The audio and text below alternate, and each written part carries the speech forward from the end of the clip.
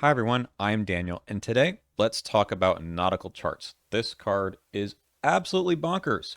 If you haven't played with it before, because it's still pretty new from the Drowned City, we're going to talk all about how I think it is over the curve in terms of level 0 clue getting potential on an asset for sure.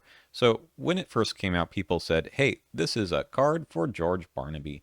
And let's talk about why. So Nautical Charts itself, 3 cost asset, item, tome, and tool. It's got an ability at the top here that we won't talk about until later on, but in order to use it for its intended purpose as an asset, you take an action, exhaust Nautical Charts, investigate, you get +1 intellect for this investigation. If you succeed, you may discard 1 card from hand to discover 1 additional clue at your location. That's it. For George Barnaby, this is a nice way to discard a card from hand, get him to place it underneath him, and draw another card to replace it. So very good synergy with him in particular. And also, we'll talk about this later, Marion Tavares in the same box also has some synergy with drawing cards. So it's not a bad tool for her as well. But is this a card that is useful more generally? People look at this and say, you know what? It's kind of like deduction, kind of like throwing deduction at every single skill test that you have. In fact, it makes every card in your hand into a deduction. I think it's better than that. But let's talk about why it's pretty similar, right? So when you investigate, you get +1 for the investigation. That's like committing that skill. That gives you just 1 icon. And if you succeed, then you discover additional clue. Hey, that's exactly what deduction does too. But I've also seen some takes on this on the negative end that I don't want to use my cards in hand to be deduction. That if I've put a card into my deck, it's better than deduction. So just treating all of the cards that I have as essentially blank for fuel for Nautical Charts is maybe not getting the use out of those cards that was intended. Now, I don't think that's true. I think that if you're intending to use Nautical Charts, you have cards in hand that synergize with this even further. Clearly, there's the George Investigator card ability that we talked about a second ago. There's a lot of other cards that we'll talk about later that are intended to be discarded.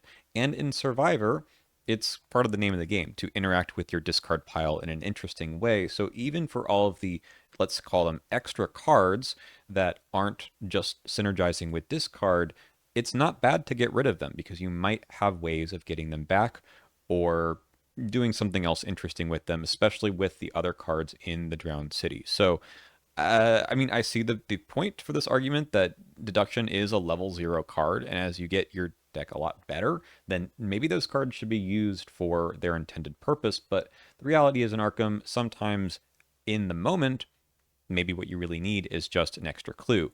So I want to spend the next little bit of this video comparing this card to other assets that get a second clue, sort of as a repeatable ability, because I think especially in 2-player, getting 2 clues per round, remember this is exhaust gated, is very, very strong. There's other ways to get extra clues, of course, in this game with events, with skills like deduction. But considering that Nautical Charts is a red card and not a yellow card, it is interesting to compare across all the other cards that we have in the card pool that do something very similar. So let's go right ahead and do that with a yellow card that's basically the baseline for this sort of ability. Fingerprint Kit is, as we'll see for basically all of these, a once per round ability to get an extra clue. And if you're talking about a box of deductions, this is essentially it, right? A 4 cost asset, 3 supplies, and you spend a supply, exhaust the card, investigate, you get +1 for the investigation. If you succeed, you get an additional clue. Now, the difference between these two is really interesting, right? It's more expensive, Fingerprint Kit is, and it has uses. So you proactively spend a use, something we're going to notice a lot of in the future. And if you fail the test, then you're out of luck. You'll have to wait till next round to get that extra clue. It's not great, which is why some people don't like Fingerprint Kit. The cost here of failing is pretty bad. Compare that to Nautical Charts. The cost for failing is simply that you can't use it again. It's also exhaust gated, but you don't need to discard a card from hand in order to get that additional clue unless you've succeeded on the test. So while Fingerprint Kit baseline just gives you 3 goes at this, Nautical Charts can go for the entire scenario. You also don't need to get that extra clue if you don't want to for Nautical Charts. If you just want to get 1 clue and you want that +1, it is just always available to you. So that is a bonus for Nautical Charts, in my opinion. Fingerprint Kit is still good, but if you have cards in hand that you can get rid of, which of course Seeker does in spades, maybe Survivor a lot more, then Fingerprint Kit is just really it's not as good because of the supplies, right? If you run out of supplies, now you've paid your 4 resources and that's it. You'll have to play another one or add supplies to it in some fashion. There are ways to do that, of course. It's not impossible. And it's easier and easier nowadays with other cards that add uses or have things like cleaning kits. So it's not that there aren't synergies for the cards that I'm showing you, but baseline, those synergies don't exist automatically. So I think discarding any card from hand is a very easy thing to do turn 1 and turn 10. Damning Testimony is basically a rogue version of Fingerprint Kit. It's the same thing. And you exhaust it, choose an enemy at any location, you investigate your location. The difference here is that you're spending evidence, of which you get 3, to discover an additional clue at the chosen enemy's location instead of at your location. So you're getting 1 here, 1 there. It's a little bit of a different effect, but you still are getting 2 clues, which will power you through the scenario pretty well. Of course, the enemy could be at your location too, so in that case it looks just like Fingerprint Kit. This is a customizable card, so it gets better, and it's worth showing that I'm only looking at level 0 cards right now. The level 3, 4, etc. cards are a lot better, but Nautical Charts just exists at level 0, and I think it's important to point out how ahead of the curve that really is. That said, Survivor cards tend to be more powerful at level 0 and don't have as many upgrades or as many cool things that they add, so fair point that these other cards might get better. Still, it is really nice to have just a lot of power at the beginning of the campaign. Mystic has several spells that basically are the same idea. I've put Rite of Seeking here. I didn't put Clairvoyance, but it is, again, another type of Fingerprint Kit. You spend a use, here a charge. You investigate. There's no bonus here for, by the way, is there any bonus for Damning Testimony? I don't think there is. No, there's no bonus here. So this is already a little bit worse than Fingerprint Kit. Okay. Rite of Seeking doesn't give you any bonus to your investigation either, but it's a little different because you're using a stat that presumably is better for you. So there is a quasi bonus for basically every mystic. Anyway, if you do succeed, you get an additional clue. Great. So if you succeed on all of these, you're getting, your 6 clues out of this particular instance of Rite of Seeking. There's a bit of a drawback as mystic spells can have. So if you don't just use Rite of Seeking on your last action, potentially you lose your entire turn after that, which is something you play around, but otherwise it's usually okay. There's a lot of other spell synergy, of course, in this game, so there's a good reason to run this in your run-of-the-mill mystic, and you can recharge this thing fairly well. It's not too hard to do this, but you need to do that, right? You need to add other cards to your deck that basically make the lifespan of these cards a lot longer than they are just out of the box. Unlike Nautical Charts, where it's good to go the rest of the campaign. I have Chaos I decided to put here as well because it does have an extra bonus that you could, if you're running a curse deck, and you probably should be if you're running Eye of Chaos, you can recharge it itself, or you can get an extra clue at a connecting location, which are both pretty good. More expensive though, this one costs 5, which is not nothing. I also should put here the newest one, Eyes of the Dreamer, which is a bit better than the other 2 in some sense. So this one comes in with 9 charges. It's also cheaper than Rite of Seeking. To get the second clue, you need to go through some shenanigans, right? You need to spend some of the charges. You need to hit where you are resolving the same token that you're ignoring. And I'm not going to go over like how that works exactly. That's just not relevant here. But there are some hoops to jump through to get that second clue. But if you just want to get the one clue, you don't need to spend any charges at all. So, in some sense, it's a hybrid between the typical spell that gets you 2, no other questions asked, and the spells that just always get you 1. Again, no bonus here, but some of that token manipulation should get you there.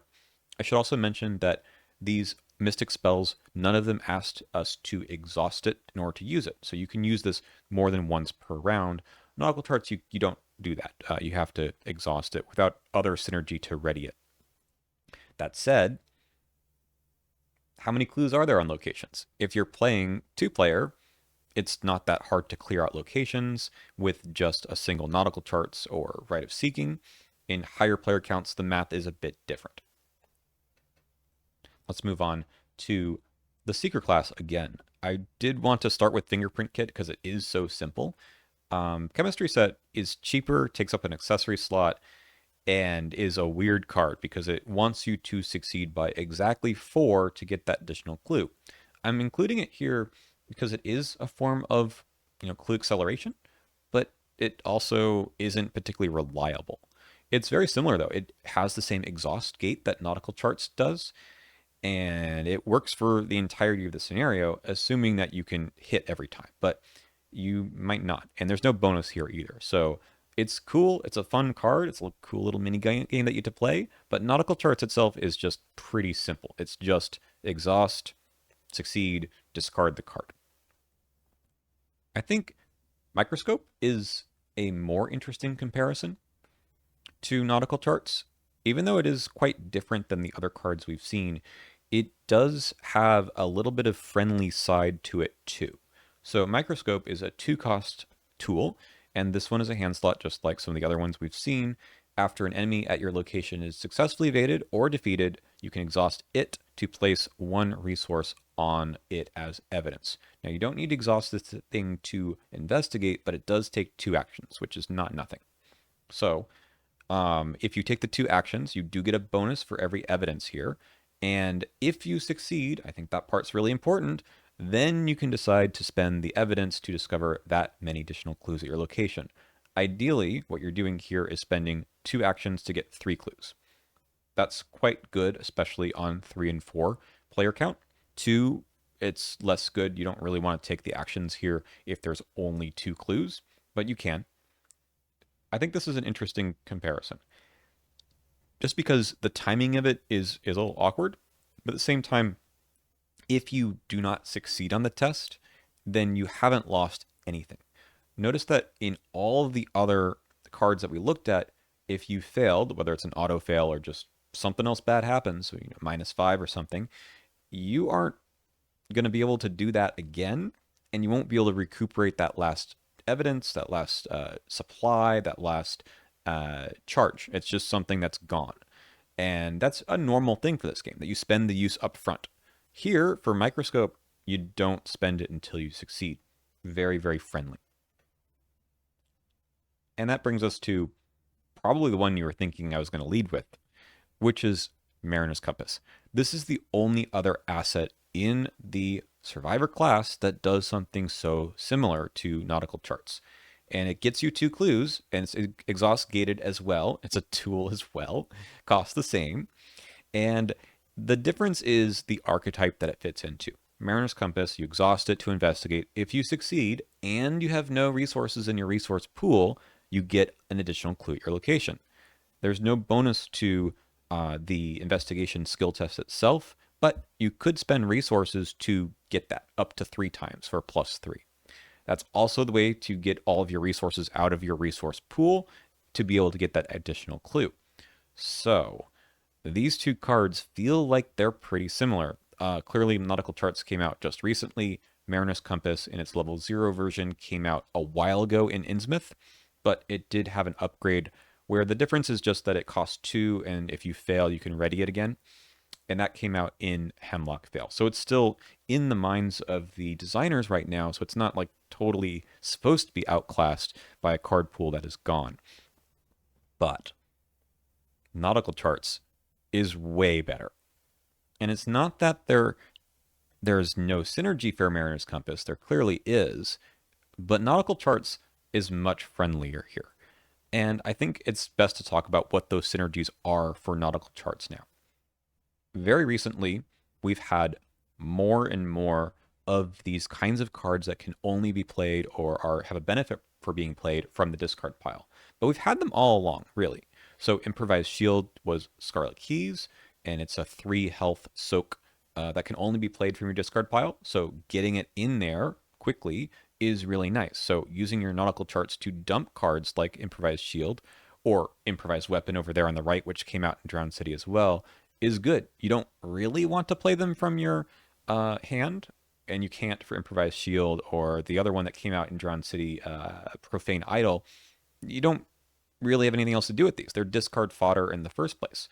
Moonstone from Dream Eaters, A Glimmer of Hope here also from Dream Eaters, although we got an upgrade in the Drowned City.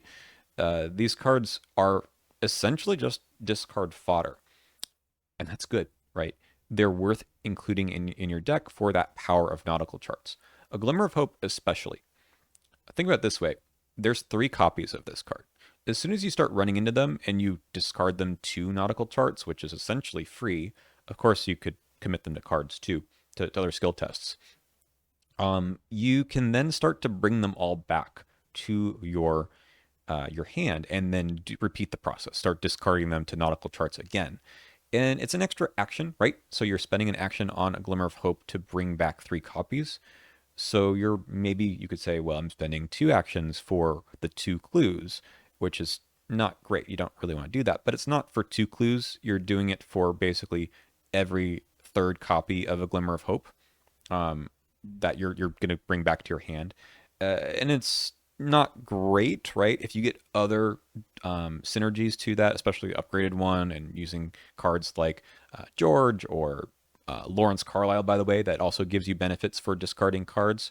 That is starting to build up a really, really nice machine. And you might be saying, but we're talking about Nautical Charts on its own. I don't do that. I'm not talking about these cards without the archetypes or the decks that they belong in. The question is, how well does this perform at level 0? There is a level 0 Improvised Weapon as well, and I think it outperforms the stuff that Mariner's Compass does. So let's check out the synergies with Mariner's Compass, at least the recent ones. Remember, the idea for Mariner's Compass is that you have no resources in your resource pool.